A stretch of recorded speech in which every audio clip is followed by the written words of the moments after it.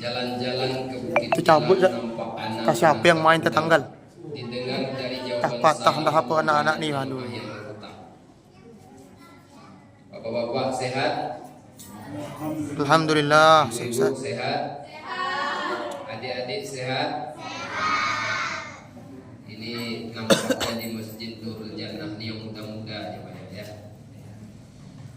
Bersyukur kita kepada Allah, kita puji Allah dengan ucapan Alhamdulillahirabbil alamin. Salawat dan salam kita sampaikan buat Nabi kita Muhammad sallallahu alaihi wasallam. Allahumma salli ala sayyidina Muhammad wa ala ali sayyidina Muhammad. Malam hari ini kita sudah masuk malam yang ke-10. Berarti kita sudah 9 hari menunaikan ibadah puasa di tahun 1446 Hijriah. Tujuan daripada Allah mewajibkan kita berpuasa ini la'allakum tattaqun, agar kalian menjadi orang yang bertakwa. Inna akramakum indallahi atqakum.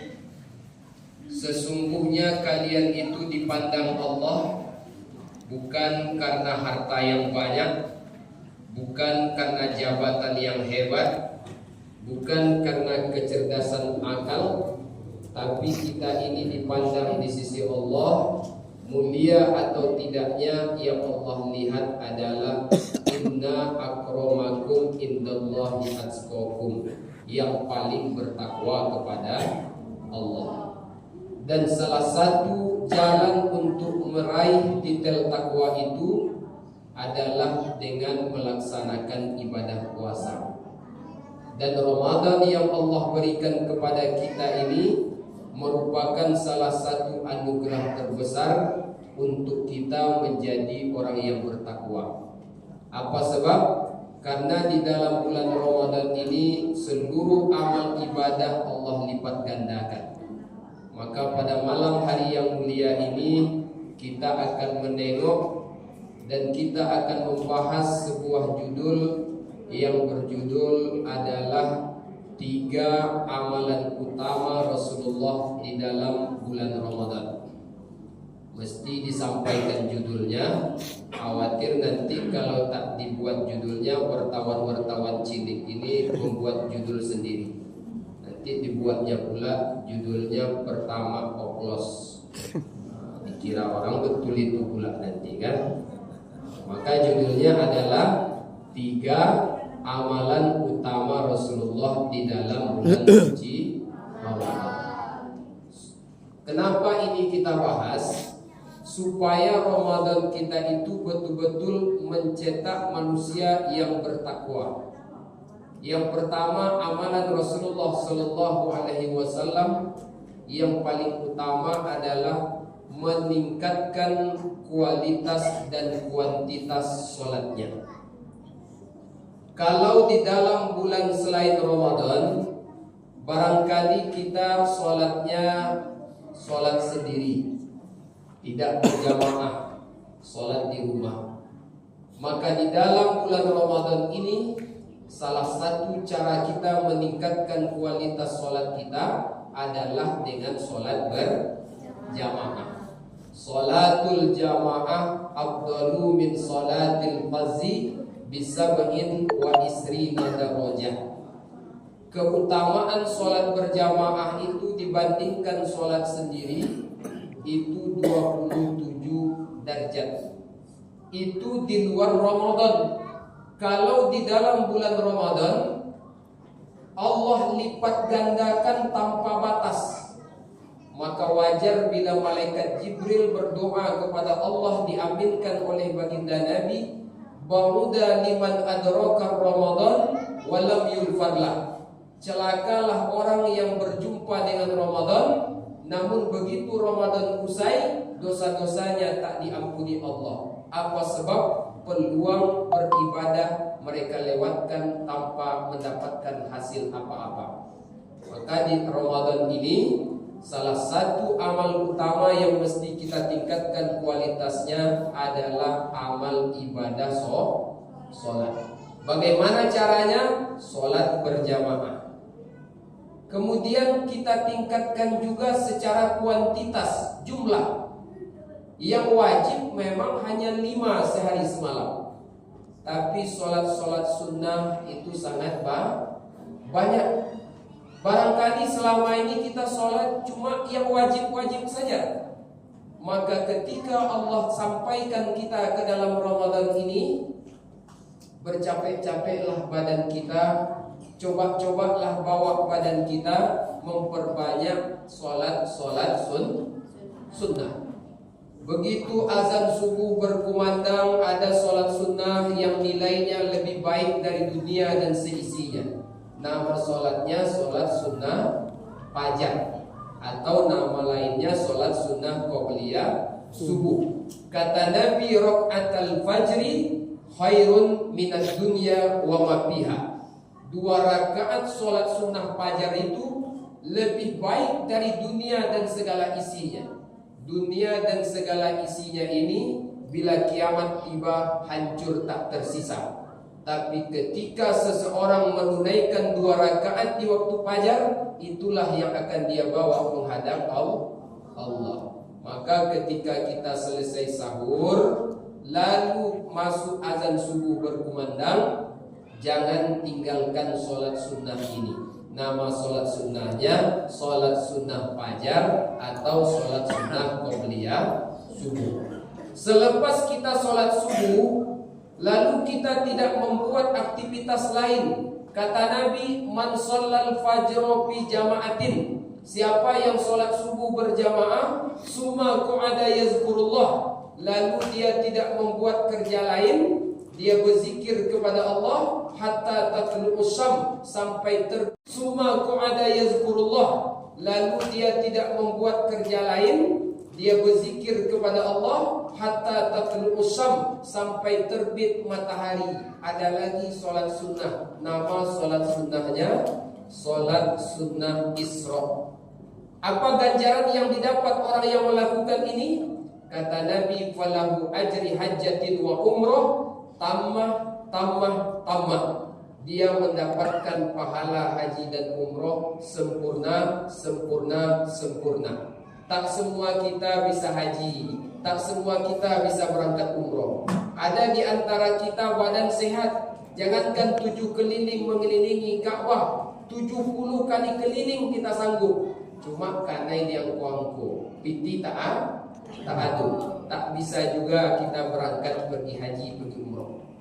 Ada orang duitnya banyak, kebun sawit luas, pintu ruko banyak, tapi lutut sudah tak bisa bersahabat, tak bisa berjalan.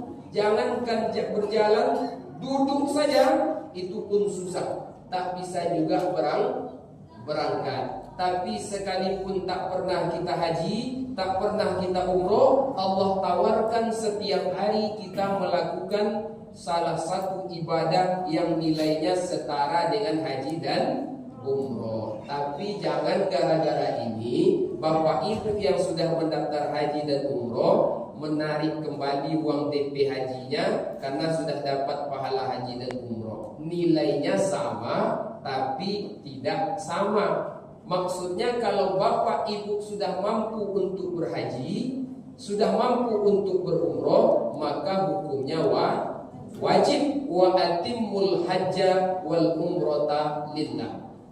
Begitu juga masuk waktu pagi jam 9, jam 10 sampai menjelang zuhur, ada pula sholat sunnah namanya sholat sunnah duha.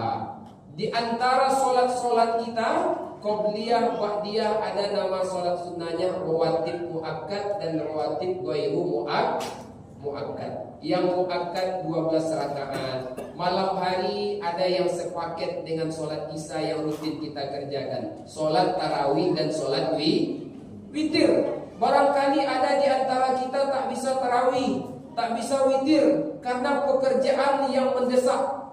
Misal berjualan, menjaga toko orang, berjualan di tepi jalan. Kalau tak jualan tak makan, Kalau tak jualan tak bisa anak sekolah.